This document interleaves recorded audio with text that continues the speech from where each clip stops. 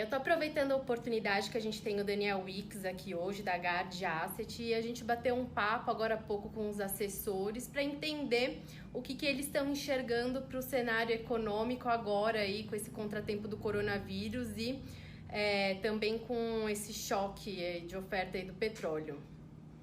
E aí?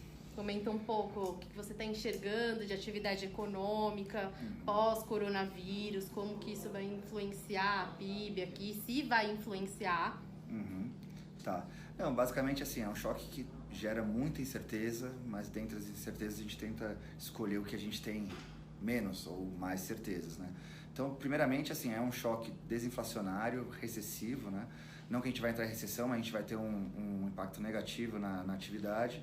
Então, dado isso, o que a gente tira o PIB que a gente tinha de 2,5, a gente está revisando para 1,9, até com viés ainda de baixa, mas também revisando a inflação para baixo, né? A gente trabalha com 2,75 de inflação para esse ano, que é bem baixo, né? E até com esse novo choque do petróleo, se a gente colocasse, enfim, os preços do petróleo de hoje, com o câmbio de hoje, a gente ainda revisaria até para perto de 2,30. Tá? Vocês vão esperar? Essa é uma das perguntas. A gente vai esperar porque, enfim, é muito difícil no meio desse choque todo imaginar que o petróleo vai parar por aí, né? Então hoje ele está subindo 8%, então assim, é para entender o nível da incerteza. Então a gente espera um pouco para ver onde estabiliza, mas o ponto tem esse viés para baixo. Dado isso que qualquer das poucas certezas que a gente tem é que os bancos centrais do mundo vão reagir, né? Então a gente já viu o Fed que cortou os juros, deve cortar mais, deve levar os juros lá nos Estados Unidos para zero, e aqui não deve ser diferente. Então a gente está com esse call de que o Banco Central deve cortar mais 50 pontos na próxima reunião e aí 50 pontos na seguinte, isso levando os juros para 3,25, né? Então quando a gente olha o cenário, o que a gente tem mais certeza é que a inflação vai cair, o PIB vai ser mais baixo e o Banco Central vai cortar juros. E aí a taxa de câmbio, como que fica nisso, né? Porque desde a semana passada, com a ação do Fed de cortar os 50 pontos numa ação extraordinária, e aí tem a reunião dia 18, ele pode promover mais um corte de 50 bips. Enfim, isso bateu no câmbio aqui de uma maneira e alarmou o mercado, né? E qual que é o limite para essa desvalorização da taxa de câmbio? Então, esse foi um dos pontos que a gente também conversou aqui, porque uma das preocupações que os investidores estão tendo é para onde que essa taxa de câmbio vai. Eu acho que assim, essas últimas 2 semanas você teve um componente de pânico, né? E isso daí eu acho que o Banco Central está sendo muito mais ativo agora em reagir e tentar evitar esses exageros, né? Então parece que 4,70 de fato é um câmbio muito acima do que seria o que os fundamentos indicam até agora. No entanto, ele não é muito mais abaixo do que isso, né? Então a gente deve ver até uma acomodação aí no curto prazo, caso o coronavírus se estabilize no mundo, para alguma coisa mais perto de 4,50. No entanto, a gente não vê o câmbio voltando aí para aqueles níveis mais perto de 4, né? Então, eu acho que o câmbio depreciado é algo que a gente deve conviver. Isso daí é o outro lado da moeda, de coisas boas, como, enfim, a convergência dos juros aqui no Brasil para níveis mais razoáveis. Mas, enfim, a gente trabalha assim só com uma acomodação de curto prazo, mas não com uma volta muito grande do câmbio. Sem espaço para recuperação da taxa de câmbio. Então, exato. E outra pergunta também que o investidor vem fazendo aqui no escritório é se essa taxa de câmbio vai bater nos preços ao consumidor, né?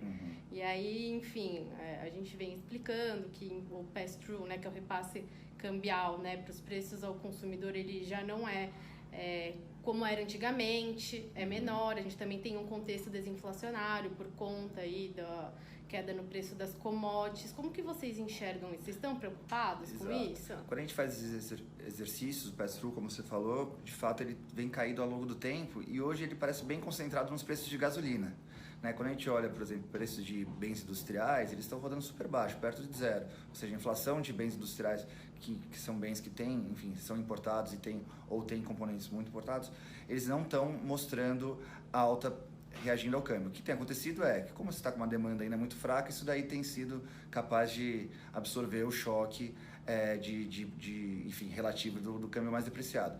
No entanto, e aí quando a gente olha, se o pass-through está concentrado na gasolina, os preços da gasolina estão caindo bastante, mesmo com a taxa de câmbio depreciada. Ou seja, se a gente olhar aí desde da intensificação da crise do coronavírus, a gasolina em reais está caindo perto de 30%. Tá? Então, enfim, a Petrobras ainda deve repassar isso daí para a refinaria, que deve ser repassado mais à frente para o consumidor, né? Então vai demorar um pouco, mas a gente vai ver, na verdade, efeitos desinflacionários dessa crise, mesmo com o câmbio depreciado. Exato, eu acho que é um pouco disso, né? A gente tem um contexto, um crescimento menor no Brasil por conta aí também do coronavírus, mas vale lembrar, né? Porque assim, o pessoal liga aqui e fala, nossa, mas todo mundo estava prevendo um crescimento ao redor de 3% e agora abaixo de 2%. Tem uma questão também da base, né, do quarto trimestre, que veio um pouco mais fraca. Então, assim, quando vocês estão observando essa revisão abrupta, né, no Produto Interno Bruto por parte dos analistas, não é tudo coronavírus, também é uma questão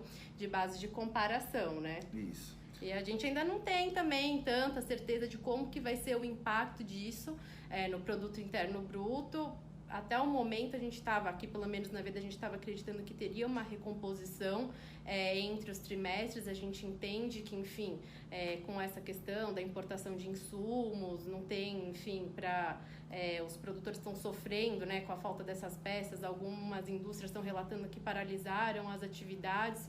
E, por outro lado, a gente conversou com algumas empresas do varejo e a gente entende que tem aí estoque de produtos que está sendo prejudicado, principalmente eletroportáteis, e tem alguma preocupação, inclusive, com abastecimento para o Dia das Mães. Mas, enfim, até agora a gente não tem nenhum dado, principalmente de comércio externo também, para fazer uma análise um pouco mais profunda de como que vai ser esse choque aqui no Brasil. De fato, assim, quando a gente olha, a gente teve os dados até fevereiro e isso daí demora para chegar aqui, né? Porque também tem o contrato, né? A gente tem que lembrar que quando tá falando de comércio externo tem o tempo do contrato, isso. Então não necessariamente a gente vai ver no primeiro trimestre, pode ser que a gente veja alguma coisa para o segundo tri, mas também eu acho que ainda é muito, né, precipitado fazer revisões abruptas por conta do coronavírus, pelo menos é o que a gente está enxergando aqui. E a gente entende também a agitação por conta, enfim, de bolsa, um cenário de juros mais baixo, é inevitável. O Banco Central, aqui a gente entende que o corte pode chegar até 100 base points, por conta justamente, agora a gente tem essa questão aí do preço do petróleo, que dá ainda mais um respaldo para o Banco Central se sentir confortável para cortar a taxa de juros. Cenário inflacionário benéfico, não vai ter muito como ele fugir disso.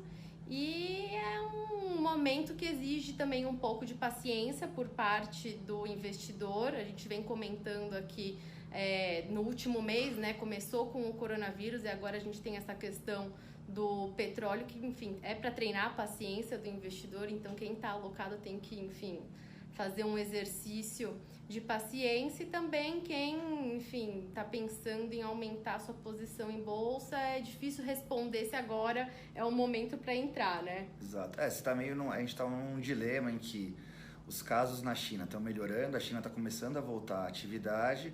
No entanto, no Ocidente, né, você pega na Europa, continua aumentando os casos, nos Estados Unidos também está começando agora.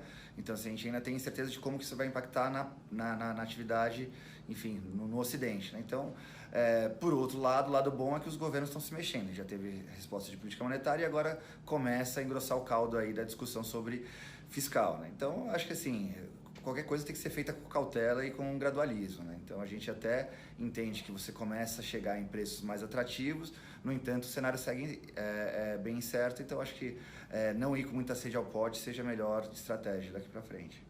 É isso.